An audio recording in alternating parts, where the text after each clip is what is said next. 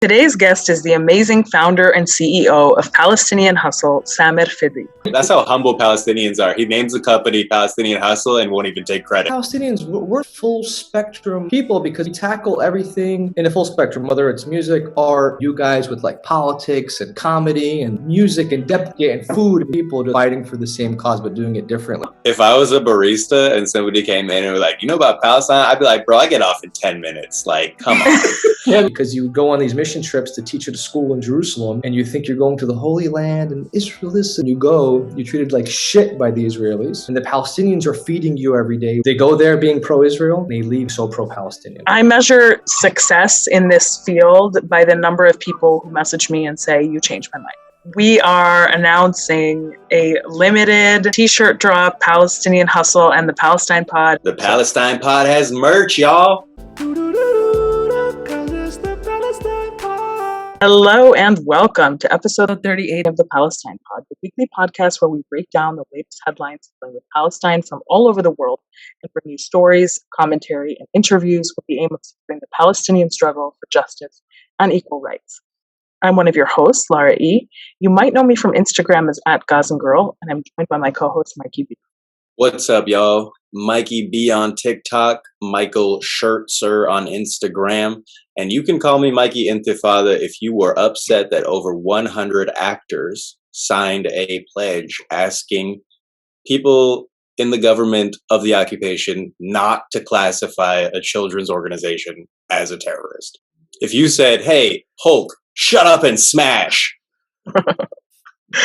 They're wilding out as usual. Imagine being upset that like someone is classified or something. Like it's so mind-boggling. I almost had trouble saying the full sentence. Yeah, for sure. Defense for Children International, Paris. That's And then you're like, how dare people say that that's wrong? Yeah, right.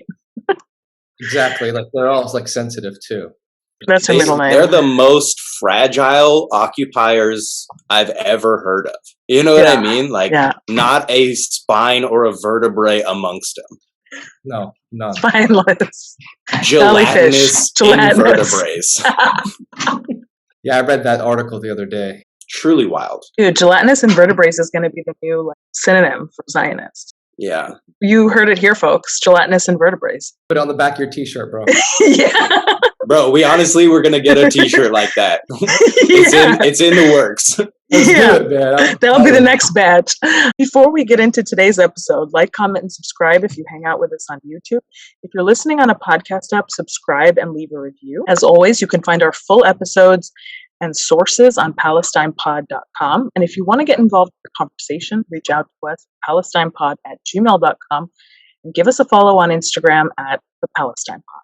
We're also going strong on Patreon, so if you love the Palestine Pod episodes and you want to support this project, join our Patreon where you get early access to the Palestine Pod every week, an additional 1 to 2 podcasts per week as well, including our latest creation, Patreon Pod. It's a little more laid back. We talk politics, Palestine, pop culture, and give you an opportunity to get to know us a little bit better. We're also hosting our monthly Zoom happy hours with our Patreon subscribers only, so really exciting stuff. Check us out on patreon.com/Palestine. Today's guest is the amazing founder and CEO of Palestinian Hustle, Fidy. Samir, we're so excited to have you on here. You are like such a big personality.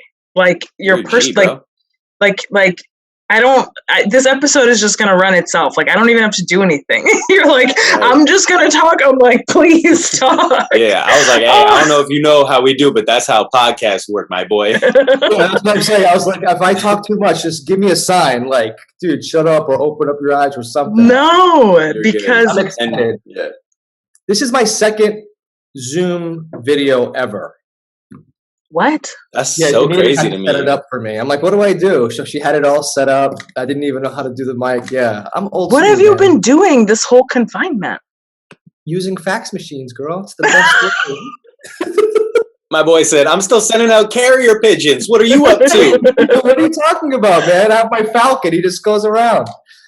But seriously, like, were you just on the phone the whole time? Just FaceTime. FaceTime. Okay. Yeah, for a long time, I'm like, Zoom? I was like, why would you Zoom if you have FaceTime? I don't get it. But because we're recording. Yeah, you're recording and you can have multiple people. I Yeah. learned that. Right. The only people recording on your FaceTimes are the NSA. You know what I'm saying? Yeah. And That's how- Mossad. yeah. For sure.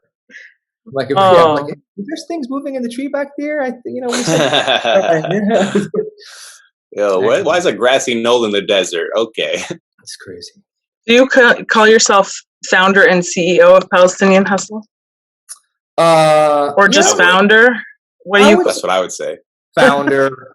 It was CEO me. is like too formal, right? Like, Don't do that. Don't do that to yourself. Bro. Don't. Yeah, you deserve it for all the work You put run in. it. Yeah. You know, and that's how humble Palestinians are. He names the company Palestinian Hustle and won't even take credit. You know what I mean? the CEO. He's like, yeah, I do run it, but it's like it's a team effort. Yeah, it's so funny because I used to always say, Bella's the CEO because she was very involved when we first started. Then she became 13 and she's like, this is cool, but I'm like checked out. And then when she hit 14, she's completely checked out. I was like, dude, give me my rollback. I just want one video from you a month. It's like, okay, I'll charge you $100 a video. I was like, what? Like, Respect. The price goes up. So if I want any content from her, she Wow. And then she's like, Dad, you can use that as a tax write-off, right? It's an invoice. I'm like, that's okay. a genius. Yeah, baby girl learned about tax write-offs. You taught her well. Hey, the Jews love that. The Jews love that. You know, we love that. We learn from you. What are you talking about, man? Thank you so much. That's so awesome. She's learning around. That's the initial reason why I started the company, is to not only teach her about Palestinian, what's happening outside of politics, right? The other day, I was looking at CBD stuff, okay? Full spectrum. And I'm like, it's like Palestinians, we're like full spectrum people because like we tackle everything in a full spectrum, whether it's music, art, me with love, you guys with like politics and comedy. And it's like we're just music and depth and food, everything. We're a full spectrum people just fighting for the same cause, but doing it differently. I am sporting my Palestinian Hustle t-shirt right now, which I love. Everyone can see. I have them in many different colors, but Palestinian Hustle is much more than just a t-shirt company. It is a vision, it's a motto, it's a mission, it's activism, it's charity. It's so much more. And I would love for you, Samir, just to start talking about what is Palestinian Hustle, who are Palestinian hustlers, why this project, and what it is that you're doing with it. To be honest with you, it started out, I'm big on thank you cards. If I go to a restaurant and have a good experience, I want to send a handwritten thank you card. So we're pretty connected and rooted in our community here. Hey, I'm sorry, I have to stop you. You sent thank you cards to restaurants. Yeah, I gotta pause you there too. Like that is nice, but super not necessary. Family-owned restaurants. Okay. Family-owned restaurants that are in town that are like building, right? So I always want to like create. I imagine Burger King CEO. That's what I imagine. And then, so listen, how many thank you cards has the Burger King CEO received? You send that thank you card, he'll remember you forever. But anyway, so like you always like want to thank people for their experiences. So I was like, I want to create a card, appreciate what you do in the community, keep it up, Fidy brothers, right? And then I called my friend Marcus. We went to college here in Lakeland, and we're going over this because he was designing it. He lives in Europe. And then I'm like, wait, man, I love your Instagram. I've always wanted to run a company with my daughter, Palestinian, we're hustlers, Palestinian Hustle. So then we just went back and forth on the card. And then one day he sent me the artwork that you're wearing. And I'm like, boom, company done. It's done. So me and Bella had a little meeting. I just woke her up. I said, hey, we're starting this company. Boom, boom, boom, boom, boom. Are you ready for it? How old is Bella at this point? She's like she 11. Was asleep. Bella was she was 10, gonna be 11. And you called her in for a meeting, a business meeting. Yeah, done. So anyway, so I got so excited. And then we went back and forth on the artwork. And it's like, so us growing up, when I came to America, as a kid, all I knew about Palestine was like my culture, the foods, the get-togethers, grandmother wanting to marry your first cousin when you're 6 years old, and it continues on for the rest of your life, right? It's like, yes. Like all of our little everything. And then when I moved to Palestine, I realized, wait, I love all of that, but there's more things happening here that I never experienced, or really as a kid never was told about. I was always told about the beauty of our country, not what's happening. So then when I got there, I learned everything, and I've been through a lot there. And when I moved town, I would say, oh yeah, like, oh, where are you from, man? I'm from Jerusalem. Oh, I love Israel, dude. Like, yeah. I'm like, no, man, I'm Palestinian, like, oh, I feel sorry for you. Or, you go to a business function, and we're all wearing suits hanging out. I'm like, oh yeah, here's Sammer, he's from Israel. It's like, no, man, I'm from Palestine, dude. And like, oh, and people like look at me like I'm a charity case. And I was like, you know what? It's like, dude, I want Isabella, when she goes to college or goes somewhere and she says she's Palestinian, that there are people are going to be like, I love your culture. What is that dance move that you guys do with the feet? Or what's the knafa? You know any restaurants? Let's go. I love your music. And I want them to see that side instead of the first responses, negative or political, or you kind of look at us like we're a charity case. So that's what I wanted for her, because I wanted to shift that. With Palestinian Hustle, I wanted people, when they see the logo or they see Palestinian and they know the brand, that they think spread love, help others, always hustle, right? They just automatically think of those three things, because naturally everything is political. So I was just trying to shift that. So my page initially wasn't political at all. And I got a lot of heat from it. I used to get hate messages all the time. Are you Palestinian? You don't post about this and you don't post about that. And I'm like, dude, I wish I would have used the term full spectrum before, but we're full spectrum, man. You fight it politically, I fight it with love. And then just recently I started just things that make me cry or hit me hard, I'll post, when it comes to politics. But there's so many things. Like if I was full political, I would be posting every second of every day. So that's how it started. I wanted to start a company to raise Isabella how to make money, market herself, budget herself, negotiate. Like she used to go to meetings with the t-shirt companies and negotiate with me, learn about her culture, educate people on the things of our culture. And then I wanted to also teach her, like, in life, when you make money, you always have to remember to give back. I used to take her and her sister, take them to the women's shelter, and Bella would buy gifts to ladies, or we go buy pizzas and feed homeless people. It's very important that we teach our kids not to enjoy everything that they have. Like Bella, alhamdulillah, like if she wants something, if it makes sense, I can get it. I want it. I want this. I want that. Oh, she's in Jordans and Lululemon. Can you imagine telling an Arab parent, you're like, hey, I want Jordan? They're like, we were just there. Yeah, exactly. Yeah. Beautiful. Have you been to Petra?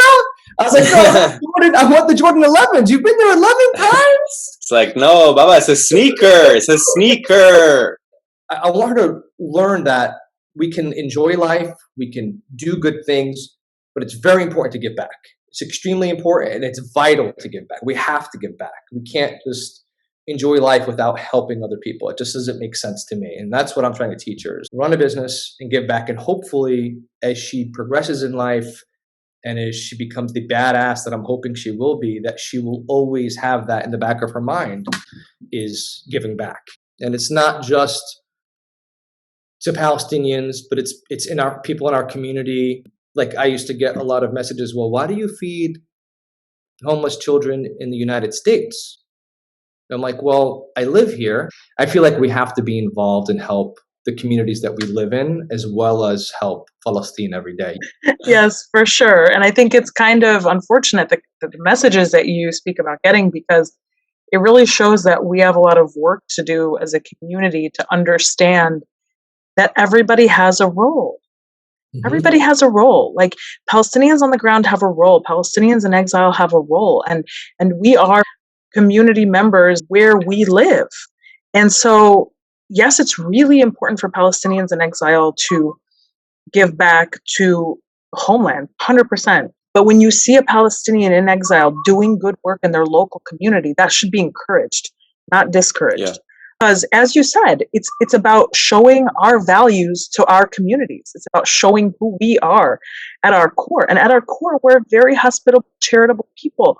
I mean, when you go to Palestine, you don't even have to book a hotel because you'll probably get invited to like a lot of Palestinian families' homes that you don't even know, and then they'll force you to stay there, and then they won't let you leave. Like that's a reality for it's been my experience and the experience of a lot of my friends, whether they're Palestinian or not. I'm really happy to hear you speaking out about that, because unfortunately, some of us in the community don't understand this concept and can't fathom why on earth you would do, charity and good work in your own local community. Honestly, my grandmother is one of those people. She would say to me, "Oh, you're giving zakat. Why aren't you giving zakat here and not here?" I've heard this before. It's unfortunately a prevalent sort of way of thinking.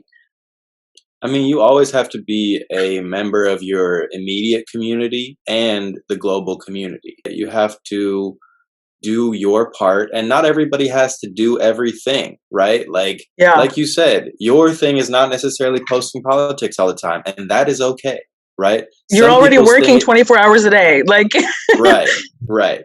Some people's thing is not going and showing up to a protest, but you can donate to the bail fund. We need everybody to fall in line in a way that they are productive, but not like fight about where things are going, because that's super unhelpful usually. Yeah, you have to. And then by connecting to your community, you're able to educate these people about Palestine tactfully and what's happening. Starbucks for me. I posted a video of Starbucks, but I got it so much heat saying I'm like pro-Israeli and I'm not Palestinian because I posted about drinking at Starbucks. But for me, when I was in California, and I used to work at Starbucks, and when I was homeless, they would allow me sometimes to sleep in the back, and they would allow me to take the pastries because you would throw them at the end of the day. They would allow me to take it to feed myself. I just have like this thing with Starbucks. I'm like connected to it. Just now as an adult, and Allah, God bless. Now as an adult and a coffee snob, the coffee's not great, but I always go there to eat, or I would go there to get a breakfast thing because to me it's healing. They help me through a tough time, right? So now what the video I posted, when you go to the local Starbucks, most of them are wearing the Palestinian Hustle bracelet. I'm teaching them about Palestine. They're like, we went on your page, we fed this homeless guy the other day. You would have been so proud. It's like, they may not know what the CEO's views are, political views are, right? So we're like, if we're going to ban all these companies, it's great. Maybe not financially support them, but we should go into these establishments, get a cup of coffee, and be like, hey man, do you know anything about Palestine? Tackle them within their company and educate the people on the ground about what's happening in Palestine instead of ignoring the company in its entirety. If I was a barista and somebody came in and were like, you know about Palestine? I'd be like, bro, I get off in 10 minutes. Like, come on. Yeah, come on, bro. You know what I'm saying? But also, like, just to be clear, Starbucks is not on the BDS list. Because I was going to say, what is the connection between Israel and Starbucks? So there was a lot of talk about how the CEOs of Starbucks or management at Starbucks held Zionist views, and at one point or another, they may or may not have been donating to the Israeli army. You can look up articles on this, and they came out with statements saying we don't donate to the Israeli army. People still associate Starbucks with Israel, but when you go to the BDS website, you'll see that Starbucks is not on the list for boycott because BDS works because it relies on the strategy of targeted boycott. So certain specific companies are on that list, and we are encouraged to boycott those specific companies because of the role that they play in maintaining the occupation. Starbucks is not on that list. So if you boycott Starbucks, you're basically not engaging in an effective boycott because nobody else is really, it's like random. Don't say that, because that's not true. What I will say about Starbucks is but that's the position of BDS. That's the position of BDS. Okay, that's fine. That can be the position of BDS, but they are a racist company because they have kicked out numerous black people from. They've kicked out like a number of black people from their establishments, and then they had to do like a whole corporate retraining, basically, because they Yeah, I called the remember. police. It was like a viral video. So, if you want to boycott Starbucks because they're racist, go ahead, do that. You know what I mean? It's not associated with BDS. Exactly. But definitely run up on a barista and be like, hey, what's up with Palestine? Yeah, dude, I have my That's, bracelet everywhere I go. Like, if you go in town, if you go downtown, most of the homeless people have my bracelet or a shirt on, or know me as the pizza guy or whatever. So it's pretty cool.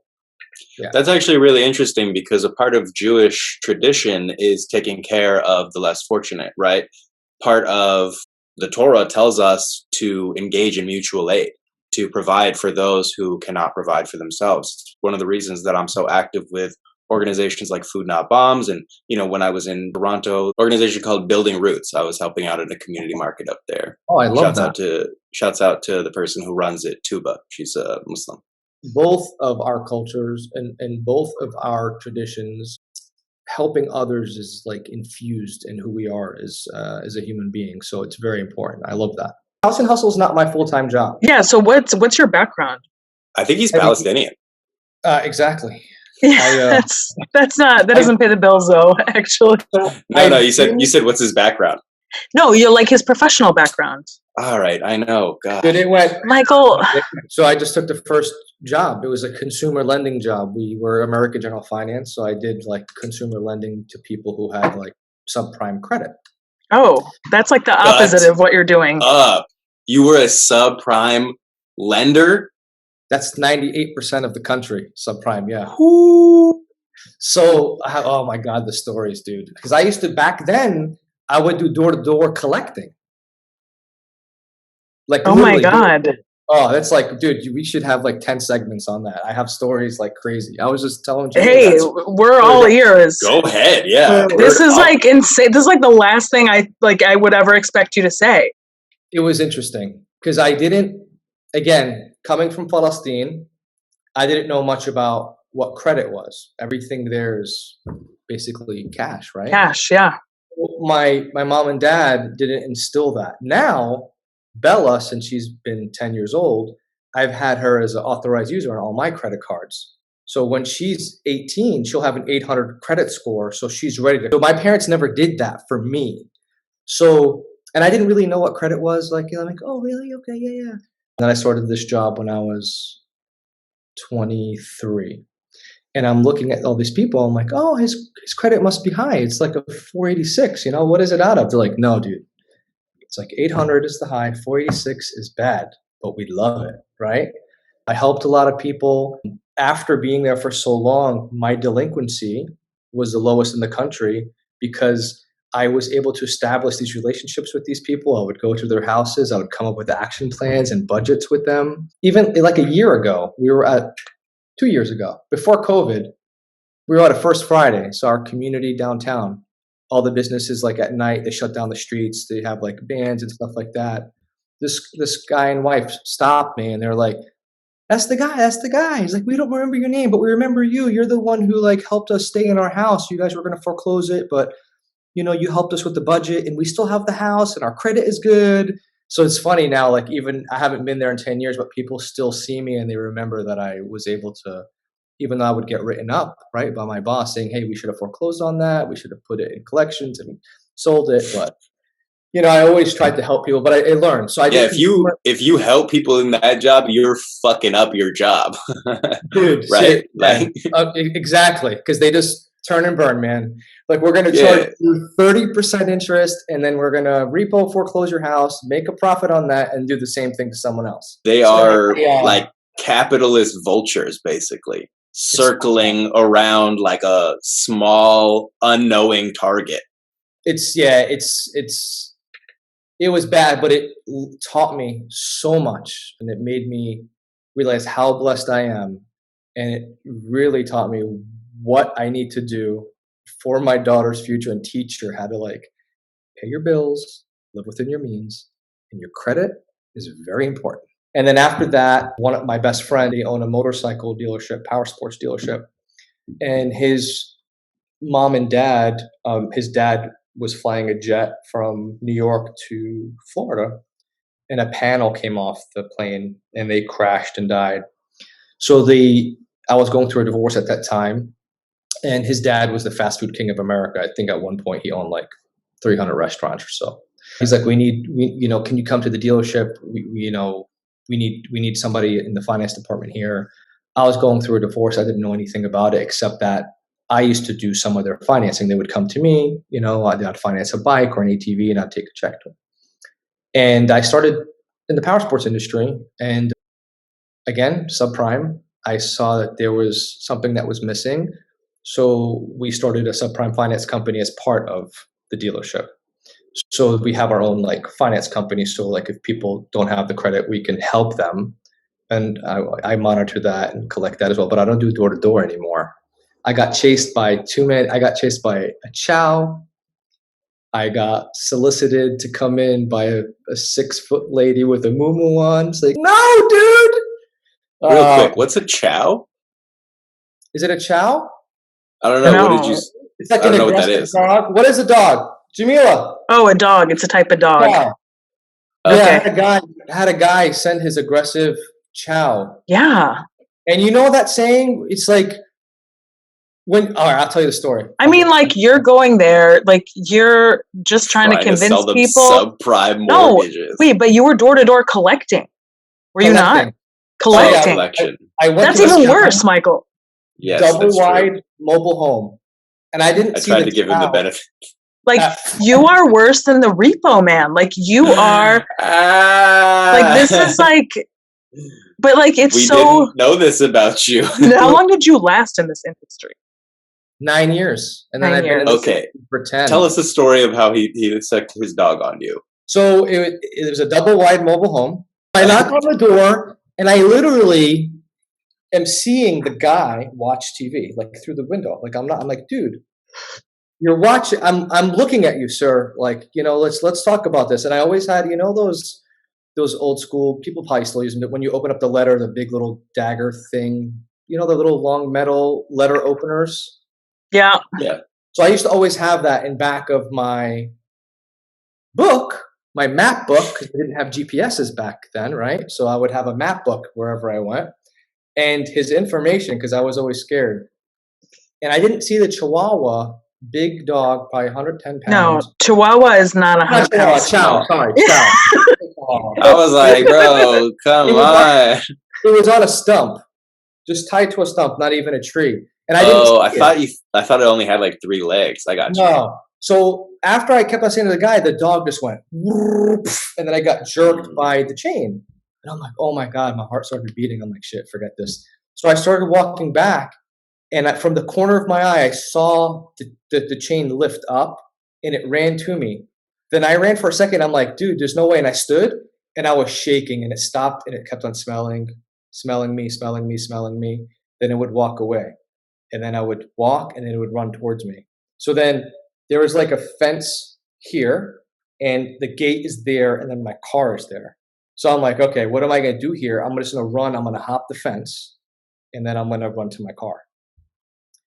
I do that, but when I hop the fence, the metal part of the fence, my dress shoe, it got stuck in there. So I couldn't get my leg out. So I just jumped without my shoe. The shoe's probably still there. And I ran to my car, and as soon as I got to my car, the child literally jumped on my window. Thank God I didn't lock my car, and that was a freaky time. Dude, you were not getting paid enough for that. No, man. He probably was though. No, he 100% was not. To lose his shoe fighting a rabid dog. Dude. Well, you don't know if the dog was rabid. We don't want to face any slander charges. But yeah, it was interesting. Damn it, you are full of stories. So I've been doing this power sports financing. So I'm a finance manager of a multi-line dealership. It's fun. When you say power sports, you mean like jet skis? Like what is jet skis, motorcycles, runners, ATVs, side bikes, RAVs, and like things like that? Yeah, we do all that. So it's a fun job. So tell me about your time in Palestine. You lived there for a while. You kind of had an unorthodox path because you were in the US and you went to Palestine, then you came back to the US. So my dad's family was still living there. Baba, I think he still had the Jerusalem ID. Oh, So okay, that's why. we lived in New York. We went there when I was 9, so my brother was 6. My dad just got fed up of the New York hustle. He didn't want to raise us there, right? And I was a troublemaker personally. Like, I'll be honest. Like, I wasn't good in school. I was just bad with teachers. I was always getting in trouble. Right before we moved out, it's 4th of July, I talked my friend into lighting a box of fireworks in the basement of his house. So, like, that's the kind of trouble I used to get in. So the fire ambulance came, the police came. Bro, what is the statute of limitations on arson? Yeah, like, seriously, like, I was just like one of those kids who was like, you can't take the roof off of that house. And I'm like, oh, really? Okay, let me just try it. I managed to talk to everyone to help me do something, and I was a troublemaker. So my dad said, Khalas, I'm fed up. It's too laxed here. You're going to get in too much trouble. We're going to go back home and you're going to be a good kid. So we go back to Palestine. Definitely not a good kid. Got even worse. But how long did you live there? Like, what age were you? So 10 years old to 18. Best 8 years of my entire life. Wow. It was full of all the emotions. I learned so much about my culture. I was telling Jamila the other day, it's sad because, like, when I was living there, as a kid, all I wanted to do was play basketball, party, just, drink, party, go have fun, do whatever. As long as I got good grades, my parents let me do anything, and just live life like a normal kid. But I didn't really appreciate what I was doing. Like, I used to walk to the Damascus Gate, go through the old city, go to the Freire, play basketball, come back that way. Or we used to go, to the Israeli side and party with our friends because it was Jerusalem. We were Jerusalem school, Anglican school, and the French school. So the French school and the Anglican school were like on the Israeli side of Jerusalem, and then our school. But we would all meet there because, at 11 years old, we can go to a pub and drink and have fun, right? But it's like, I never realized where I was. So as an adult, when I go back, I feel like I'm a tourist, even though I lived there, because I didn't appreciate these things. I didn't realize what I was doing, where I was walking, and what I was eating, And so I told her, I was like, when we go back next summer, I'm going to be like a tourist. It's like, I don't want to see anyone. I just want to, like, I literally want to hire a tour guide in my own country and, like, dude, take me around, teach me what I don't know. It's amazing when you're living there, you don't appreciate the history and you don't appreciate what you're doing. It's just kind of crazy when you're living in it. We went to a school called Jerusalem School. It was founded by us, who's a great friend of ours. He actually, so funny, in my town, the founder of Jerusalem School, all his kids were born in Palestine. He moved here, him and his family. And then his son, who was running the show in Jerusalem, just moved back here too. They're American, but they lived in Palestine their whole life. Assembly of God guy, the Jerusalem School, it's all these missionaries that come there. It's like, they have this, like, notion that they're going to the Holy Land, and they just think they're pro-Israeli when they go, right? It's about God and Jesus and Israel. But after they leave, they have a totally different mindset of what they're instilled in their churches here. They go there being pro-Israel and scared of Palestinians, and they leave hating Israel and being so pro-Palestinian. It's like, it's so phenomenal. Like, what the school's intention was, the opposite happened, right? Because you go on these mission trips to teach at a school in Jerusalem, and you think you're going to the Holy Land and Israel this and Israel that and Israel that. And then when you go, you're treated like shit by the Israelis. And the Palestinians are feeding you every day, welcoming you. Like, my mom would invite the teachers over to the house every Thursday. Dinner, boom. They knew my mom, Miss Norma, can you make matlube? Can you make this? Can you make that? And we still communicate with these people after 20, 30 years. Can you believe the Israelis were rude to people? Yeah, can you believe that? Right? Seriously, man. I was just in my car today. I had Lebanon, and I just had a little Arabic breakfast. And then I'm just, again, like, my mind's always thinking weird things. In my car, I was pronouncing hummus, falafel. What else did they take? What else did they claim? Mensef. And recently, Mensef. Then, yes, like, you don't go into the local supermarket and say to an associate, do you sell hummus? Thank you for saying that. Kind of fresh for us, kind of. I was saying these things in my mind. For anyway, sure. we're going off topic, but No, it's not off topic. I think I have this thought all the time, Samit. I'm like, how can you say it's yours when you can't even pronounce the word? Like the word is not your word. It's an Arabic word, and you're pronouncing it wrong. Say mensef with an Israeli accent. I don't even know. You can't. Simple. Say it. I don't really know their accents that well. You know what I mean? Like, I try not to talk to them, honestly. Anyway, but Jerusalem school, it was cool because it's like, it was a school where a lot, like in my class, it'd be a kid from, we grew up with Charles, who's from Kenya, and then a girl from Guatemala, then a kid from Japan, and it was like all like a lot of the United Nations children there were in the school, and built such a close community there. It was awesome, like lifelong friends. We all love Palestine. And did you have any encounters with the occupation army while you were there? I'm sure you did. Yeah, a lot. You were at the ripe age where they go, like that's the age where they kidnap you from your house. Well, so for us in Jerusalem, it wasn't being kidnapped. It was the harassment, right? The constant fear, like if we're going to school, the Jeep would pass, but then reverse. They'll put the gun out the window and back in. So our hearts were always, fight or flight. Yeah, it's fight or flight. Like we would just, my brother and I, we would walk just home from school because we walked everywhere, and they just shoot like the gas bombs on us, and we would go home and tap them. My mom would put milk all over us and stuff like that. It's just uncalled bullshit.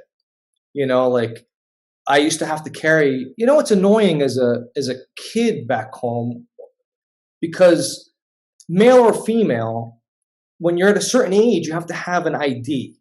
So you always have to carry a fucking ID everywhere you go. I used to even go into basketball practice. Play basketball. Where? Dar es Salaam. Why?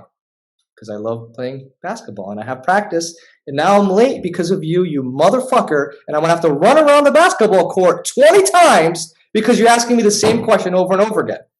And then I'll pull my passport out. I'm like, I'm American. I'm just going to keep walking. And they're like, Americaim. And they're like, and then, it's just the constant abuse because they could do it, right? It's just, they're allowed, even to Americans, like at the end of the day, I'm Palestinian, but I'm an American.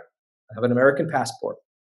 But despite being an American, whether you're Palestinian or not, even these teachers, they used to get harassed all the time because they're coming out of Palestine, East Jerusalem, right? And a lot of encounters that happened to friends of mine. Like one of my best friends just got out of jail. I won't say his name, obviously, after 25 years for just saying that he was bringing in people from Ramallah to Jerusalem. But 25 years, he was in jail my age, and he just got out. And it's just like, and this kid, we grew up together, right? So if I was back home, I probably would have been in that car. But we used to just fuck around, man. We used to just like to ride in the mountains and just do what kids do. It's not a crime to move in your land. Only the apartheid state thinks that it is. It's just sad. I just think about him. I used to think about him a lot because it's like when I think about him, his brother always there. And I can't say names, please, but I just, don't take offense to that. It's just a very sensitive topic, especially they're probably monitoring everything that he does. But despite all the bullshit, it's still a beautiful place to live. So you have these encounters, these tedious encounters. Living there truly changed my life. It molded me to be who I am today. So with the struggles, without the struggles, it made me Samer, right? It's like that's who I am. I always was very political, but it didn't do anything for me personally, right? It may do stuff for other people. But when I was political, all that I saw was people's faces thinking that I'm just an angry young Palestinian kid. So I was always like in the newspapers. I was like battling this pastor on like Palestine and Islam because he thought he knew everything. And then I was like, shit's not doing anything, right? So then I promised myself I wouldn't be political. I'd always post stuff on Facebook. I'd wake up in the morning and I'd post. And it's like, it didn't do anything, right? It's like, damn, man, you're really angry. Like, bro, it's not even 8 a.m. in the morning. Like, why are you so negative? And like, people are not understanding what I'm saying.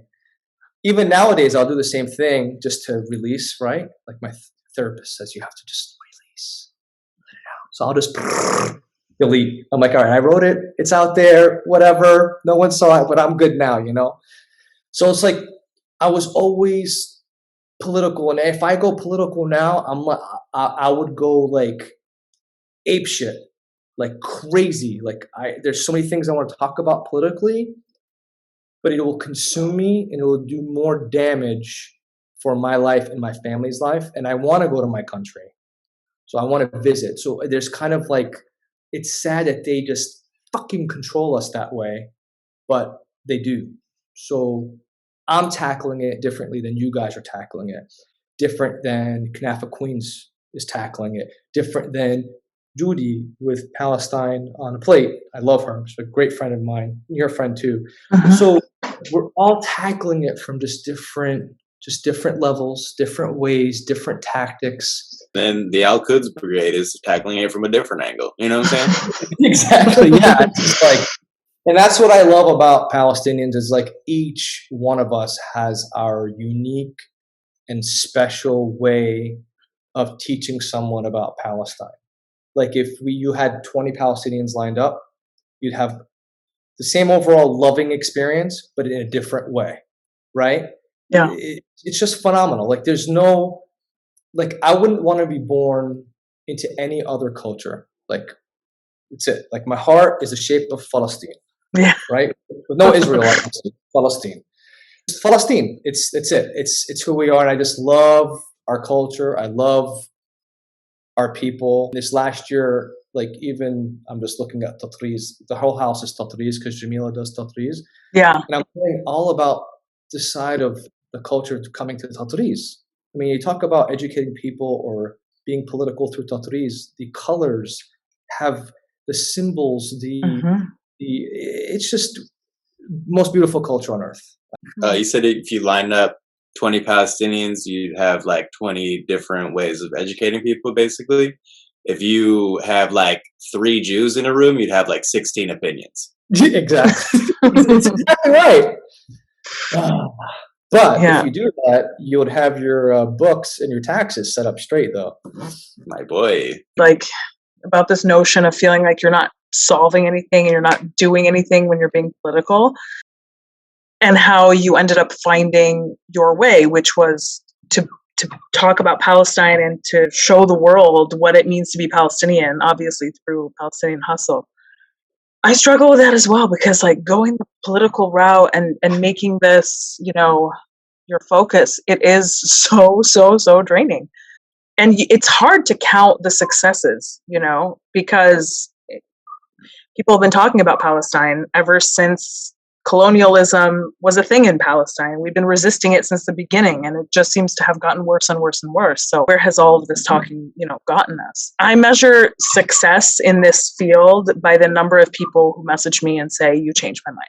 So to me, that matters because I know that there are people out there that didn't know about Palestine, that listen to the podcast or follow me on social media and have sent me messages saying, you've actually changed my opinion. And that to me matters because at some point, part of the solution is going to require mobilizing the consciousness of millions of people who didn't previously know what was going on. And especially in the US, because we're responsible for it. We pay for it. To me, that's like the one thing that I try to focus on when I feel like it's futile. And like, why am I just talking about the same shit that everybody else is talking about and it doesn't even matter? I can tell I'm making a difference because of the resistance that I face, you know, and like the level of the people coming at me, right? When I first started talking about Palestine, it was like faceless bots with no like content, you know what I mean? Just like random trolls. But now it's like I've got verified like Israeli influencers that are on my nuts, like trying to like monitor every video and like counteract the points that I'm making. And I'm like, oh, you all are worried about little old me. You know what I mean? Yeah, crazy. It really, it's empowering. It's empowering. I came out the mud. Like a couple of years ago, basically just started dragging Zionists online because I was like, y'all are stupid. Y'all are abusing human rights. Like, shit is getting egregious. Like it has been egregious, but I finally found the courage to talk about it. And they initially tried to stamp me out. You know what I mean? Be like, he's not Jewish. Like, la la la. Like, they came at me from all their angles, but I just kept pushing and started elevating through. And now it's like I'm talking to their verifieds. I only talk to their verifieds now. I don't even fuck with the trolls anymore. That's pretty cool. You're like, send your verified after me, please, if you want to. Bro, it's legit. It's people who are like, I work in unit 8200. You know what I mean? Like, I'm talking to the people. I'm talking to the ones who are on the machine. That's so. And I'm sure you talk to them all the time. As little as I can. I try not to. They're very. They probably got like a consistent like team on you at all times. Oh, can you imagine their team meetings? So. They're like, okay, today, what are we doing with Mike Intifada? Yeah. It comes in waves too. Yeah. Right? Like there are like new generations of them that find out about me.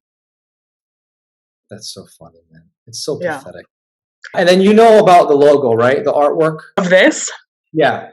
You know what the gold symbol is there? No, I don't actually. You never told me that. This little guy here. I'm not political. So, but in my design, there's like little secret messages. That symbol is from the bottom of the kufiyya. So the bottom of the kufiyya, we took that, we put that there. That's interesting. Beautiful. In American, like U.S. colonial history, the first like colonial U.S. government was obviously led by George Washington, but people don't know that he was the head of an intelligence organization called the Culper Spy Ring. And the Culper Spy Ring is known for employing like various spies throughout the colonies to let people know like when the British were coming, just to pass information, stuff like that. And one of the things they did was they wrote letters in invisible ink, right? So they would write letters that had large spaces in between them, and then in invisible ink they would write the real message that they were trying to pass. And they had to know that you needed to burn underneath the letter in order to activate the ink. And so the phrase "read between the lines" actually comes from that practice. Also, shout out to my girlfriend who played Agent 355 on Why the Last Man. She was a member of the Culper Spy Ring in that show. Well, Samad, we have certainly felt the love from you and Palestinian Hustle, and certainly been helped by you. We are announcing a limited t-shirt drop that we will be promoting very soon.